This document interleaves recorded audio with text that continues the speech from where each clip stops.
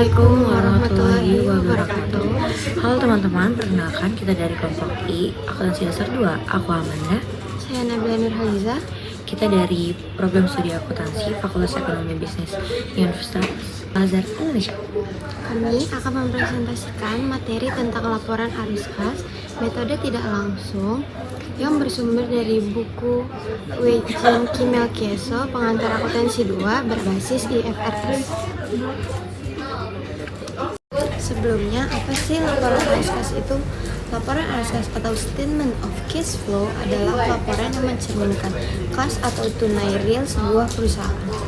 Laporan arus kas menyediakan informasi terbatas mengenai arus kas suatu perusahaan, baik kas masuk maupun kas keluar. Laporan arus kas menyajikan penerimaan kas, pengeluaran kas, dan saldo kas neto yang dihasilkan dari aktivitas operasi, aktivitas investasi, dan aktivitas pendanaan suatu periode perusahaan. Apa sih kegunaan laporan arus kas? Informasi pada laporan arus kas dapat membantu investor, kreditur, dan pihak lain untuk menilai. 1. Kemampuan entitas menghasilkan kas di masa yang akan datang. Yang kedua, kemampuan entitas untuk membayar dividen dan melunasi kewajiban. Yang ketiga itu, adanya perbedaan antara laba neto dengan kas neto yang tersedia untuk aktivitas operasional. Yang terakhir nih, keempat, menilai aktivitas investasi dan pendanaan kas pada periode tertentu agar memahami bagaimana nilai aset dan liabilitas dapat berubah. Klasifikasi pada laporan arus kas ada 3. Yang pertama itu ada aktivitas operasi, meliputi perubahan kas yang terpengaruhi transaksi yang menghasilkan pendapatan dan beban.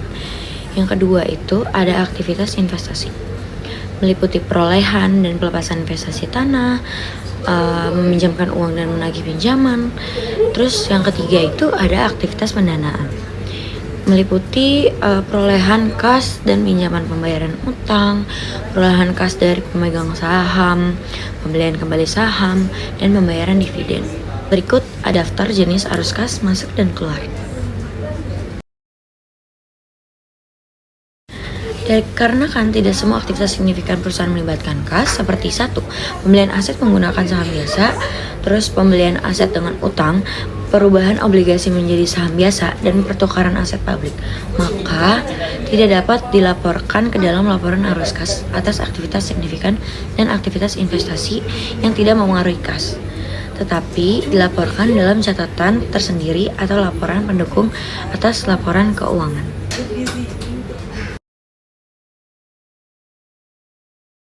Berikut ilustrasi format laporan arus kas. Seperti yang disebutkan sebelumnya, laporan arus kas menyajikan nilai neto dari aktivitas operasi, investasi dan pendanaan, ditambah aktivitas investasi dan pendanaan non-kas yang signifikan. Bisa dilihat dari format ini, arus kas aktivitas operasi ditampilkan terlebih dahulu, lalu arus kas aktivitas investasi, dan selanjutnya arus kas aktivitas pendanaan. Neto keseluruhan aktivitas sama dengan kenaikan atau penurunan neto kas suatu periode.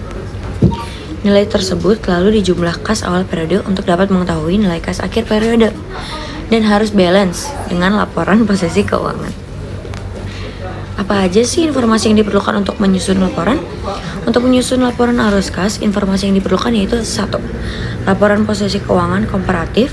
Yang kedua itu laporan laba rugi tahun berjalan. Yang ketiga itu informasi tambahan berupa transaksi untuk menentukan bagaimana kas dihasilkan atau digunakan.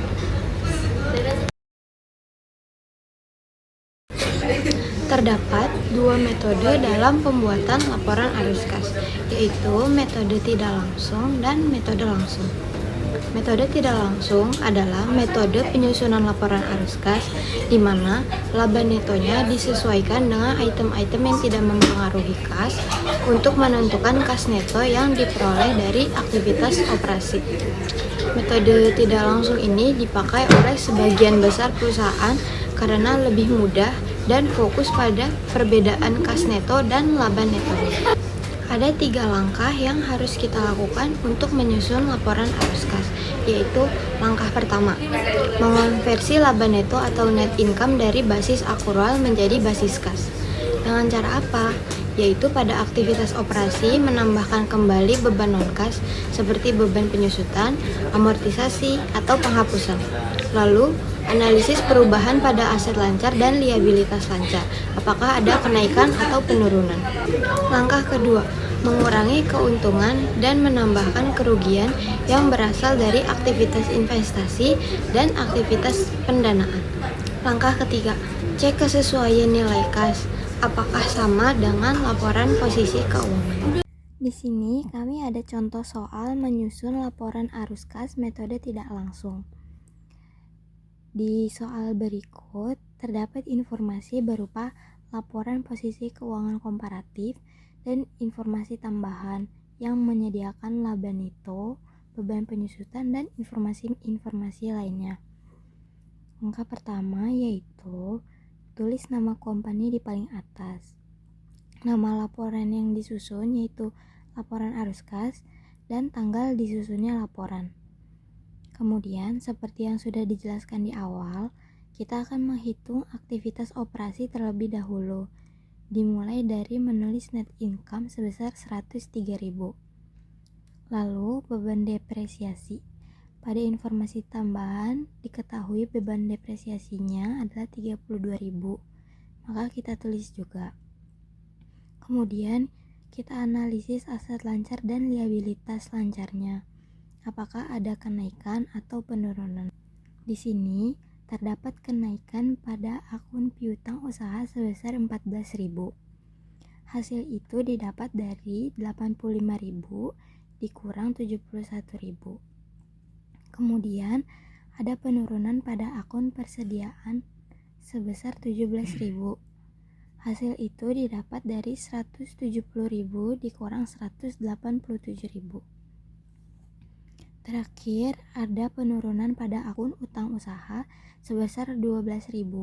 Hasil tersebut didapat dari 35.000 dikurang 47.000. Setelah selesai, kita hitung net cash-nya, yaitu net income-nya 103.000 ditambah 32.000 dikurang 14.000 ditambah 17.000 dikurang 12.000, maka hasilnya sebesar 126.000.